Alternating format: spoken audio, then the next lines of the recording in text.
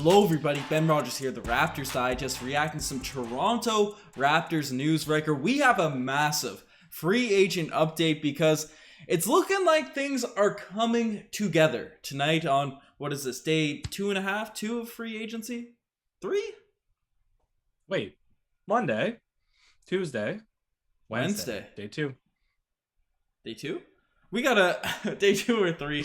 6 p.m. Monday, so okay, 6 p.m. 6 p.m. Tuesday, so day 2.5. I was right on my early assessment. Getting quick maths to start off this podcast. I know there's some math in this conspiracy theory animation, but Riker, the first thing we'll break down is what is the return for Kyle Lowry in the sign and trade. Kyle Lowry just put out a heartwarming post thanking the Toronto Raptors organization, thanking all the coaches, the players, and everyone.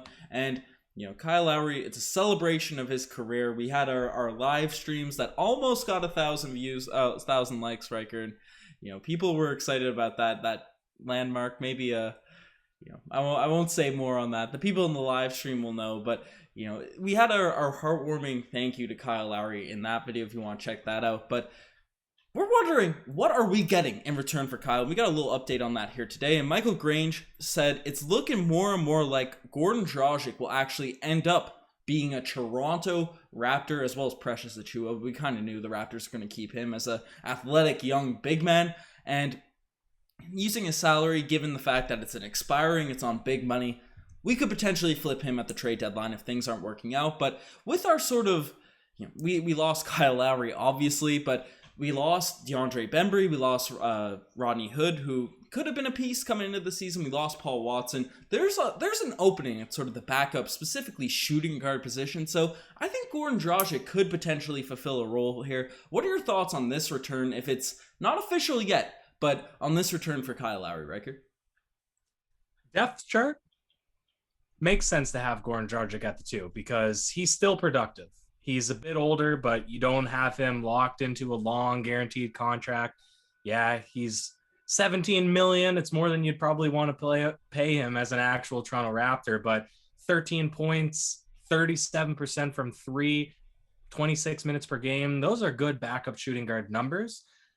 What this means, though, is I guess the Raptors were unsuccessful in bringing the Dallas Mavericks to the table seriously as the third partner for this trade, because the reason that it was so tight-lipped is we assumed Goran Dragic and Achiuwa would be immediately flipped to Dallas in return for Porzingis, probably not, but more likely Powell, whoever, right? Pick your choice. They have a lot of mid-salary guys on the Mavericks roster. Yeah. My second thought was maybe they were waiting for Dragic to finish his Olympic game because Slovenia was playing against.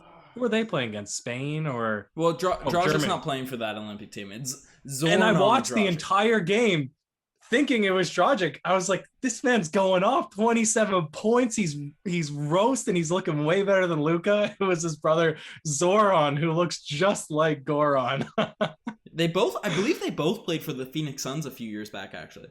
Mm-hmm. Yep. Yeah. Zoran had a much briefer or shorter tenure in the NBA, but he went off playing for Slovenia. But hey, end of the day, not a terrible pickup because cap space was what we were concerned about, and the Raptors didn't make a single move. We didn't sign anyone, Riker. Well, we do have one signing that we'll talk about, Ken Birch. It's looking promising there. But just to stay on this topic of conversation, I brought it up in one of our previous many videos that we recorded over the past few days, Riker, that Precious Achiuwa, I think, watching his highlights, yes, he's undersized, 6'8", 6'9", not really the traditional size for an NBA center.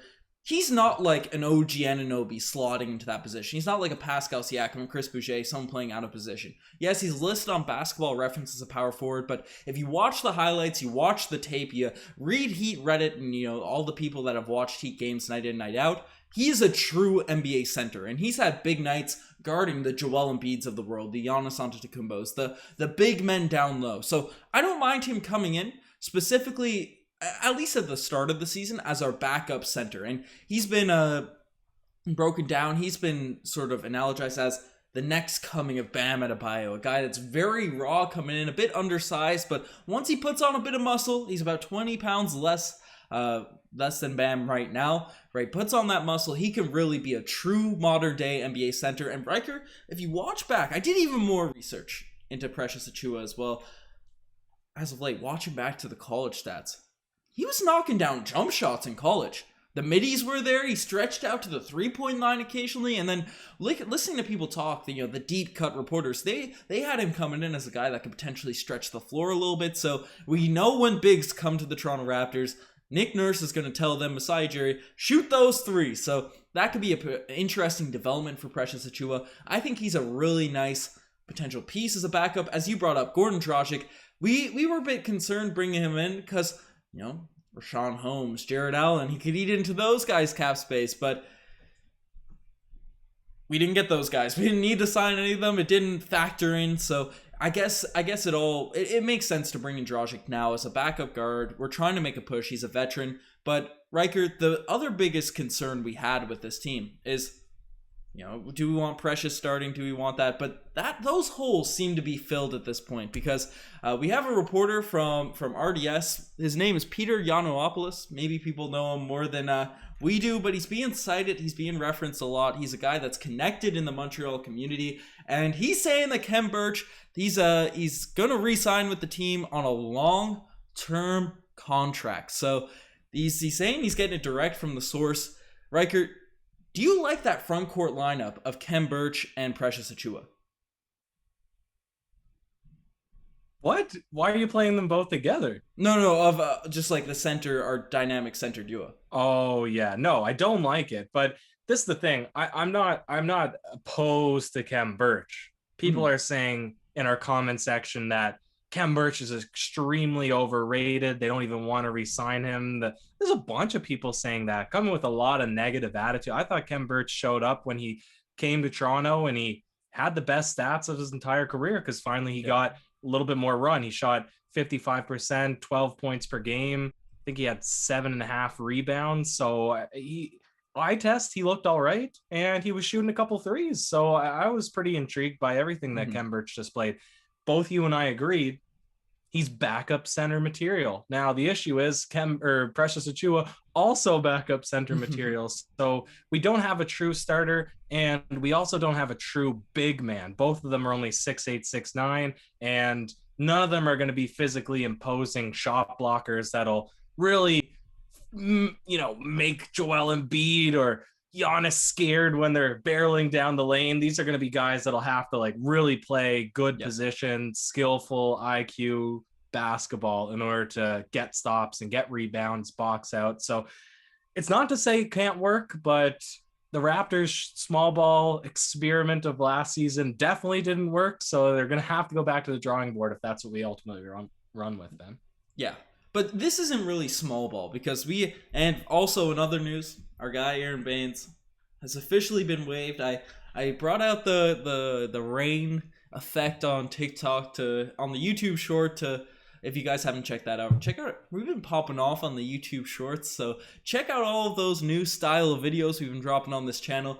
But picked up the sadness, had to say our thank yous to Aaron Baines for leading the tank. One honorary play of the Kazoos for Aaron Baines getting waived because he was our tank commander, and hopefully now that he's gone, we'll never see the tank again, or at least not until superstar prospects in the draft years down the line. But Ryker, Khem Birch, when he came in, the center woes did look better because even though he's 6'9", he's mobile, he's long, he blocks shots, he gets rebounds, and he is a great defender. And sure, he doesn't have necessarily the 7-foot height that you'd look for in a usual traditional big, but the mobility that he brings, I think, is honestly more valuable to the squad and something Precious is going to be able to do as well. So yes, you might get eaten up by a few of these big men, the lumbering guys, maybe the Andre Drummonds of the world, the same way he did it to the Brooklyn Nets last season. But on most nights, that's fine because Andre Drummond just signed to the 76ers. So if you're going to get eaten by Embiid, at least you're getting eaten by Embiid and Drummond. It's all in one game. It's not two separate games that you're going to get dominated on the boards.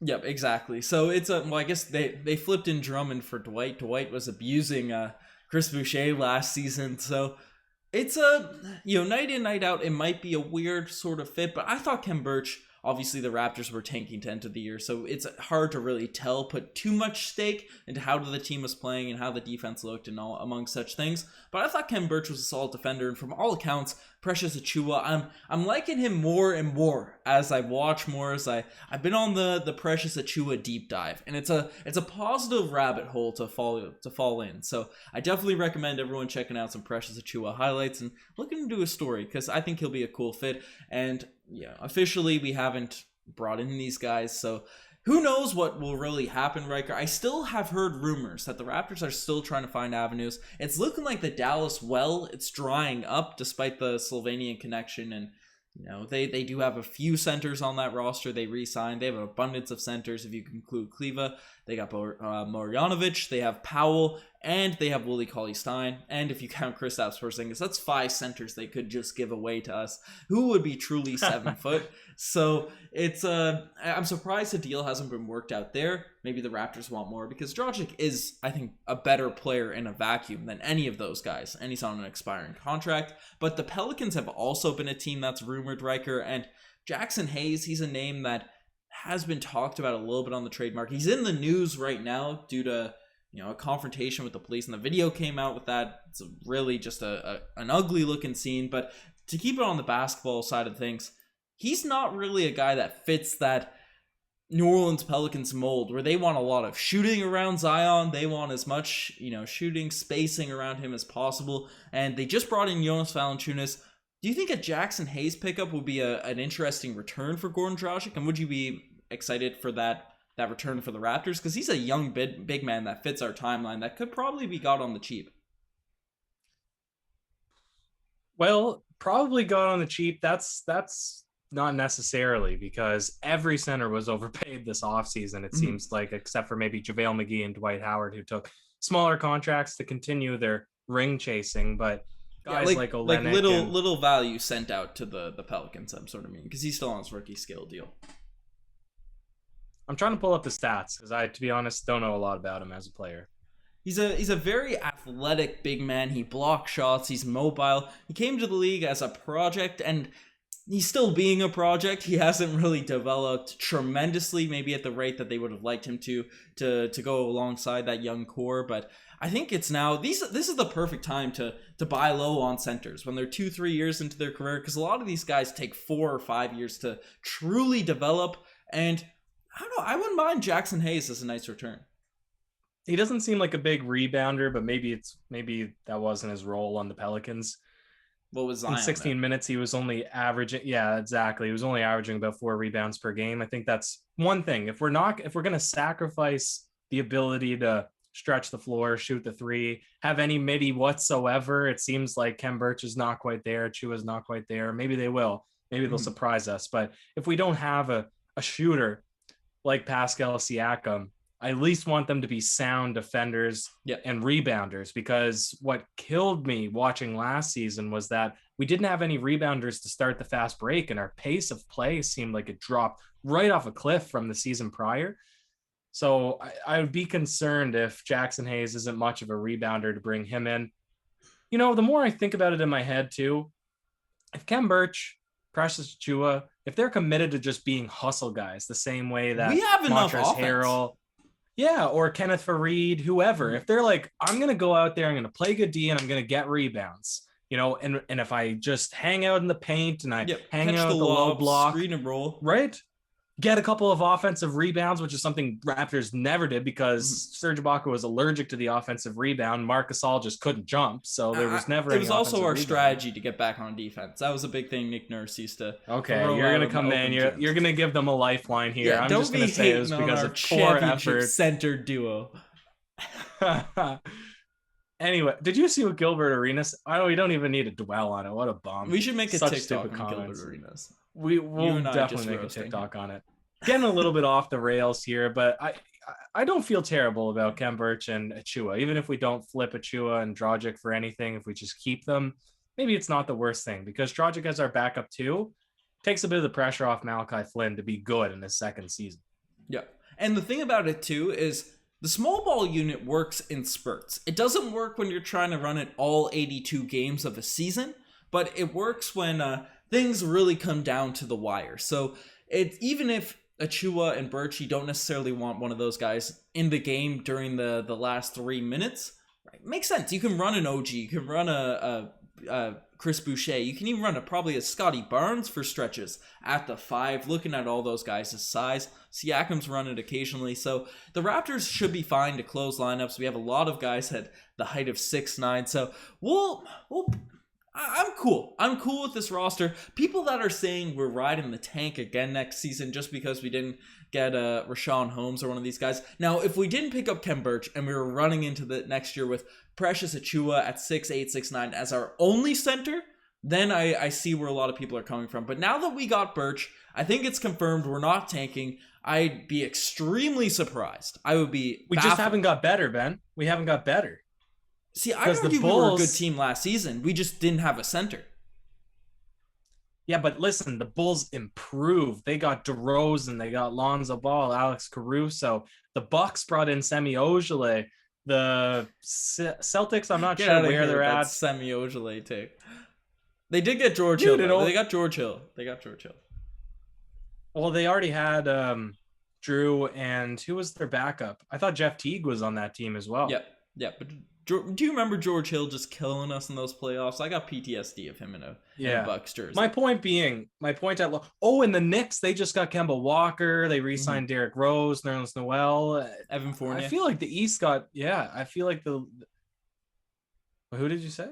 Evan Fournier, that's who I missed. I don't know how. I thought Reggie Bullock re-signed with them, but he re-signed with the Mavs, so maybe that's why they wouldn't need a guy like Dragic. That's what it was. Yeah. So, point being, everybody got stronger in the East. The Raptors, they're basically the exact same team. They're a run it back minus Aaron Baines. So we didn't improve. You're underestimating that dropping of Baines improvement. See, I'd argue that we were a top 4 seed last year. We just got hit with health and safety protocols. We're playing out of Tampa, which is absurd. And Scotty Barnes is going to come in and really be help on the wings as a mobile defender. And I think our team just makes a whole lot more sense this season. We have Fred, who's going to be 1 more year improved. OG 1 more year improved. Siakam 1 more year improved. Gary Trent Jr. Right, Malachi Flynn is looking like a muscle man. He's looking like his impression of Kyle Lowry. I'm very much excited for this team coming into next season. Yuta Watanabe in the Olympics is looking like a whole new man out there. I think the internal development is always something that's underrated going into Raptor seasons, and I would be shocked if this team doesn't make honestly, this might be a hot take. I'd be shocked if we don't make the playoffs. I wouldn't be surprised if we're a top 4 seed again in the Eastern Conference, Ryker.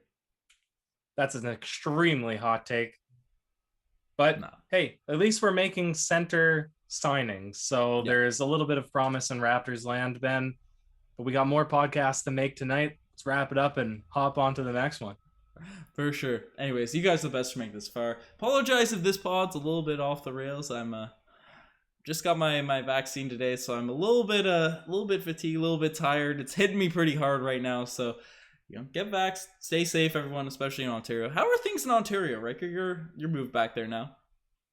It's relaxed here. It's relaxed. People don't even want to get their second vaccines. We don't need to make this political, but that's going to be another issue too. If you know how it gets when it's fall and it gets colder and whatever. Everyone's inside, bundled up together, snuggling together, watching some Raptors games. But just everyone stay safe. Especially if you're in a bigger place. Newfoundland's been pretty good with all that stuff recently. But you're the best things far. Check out the Instagram, the TikTok, all that cool stuff. Check out the YouTube Shorts game. Subscribe to the channel. We're on that road to 20K subscribers. We're almost there. We're almost there, guys. You guys have been killing it with the subscribes the last few days, really. So it's been blowing up. We appreciate you guys. 4 days. Any last words, Ryker? Cheers.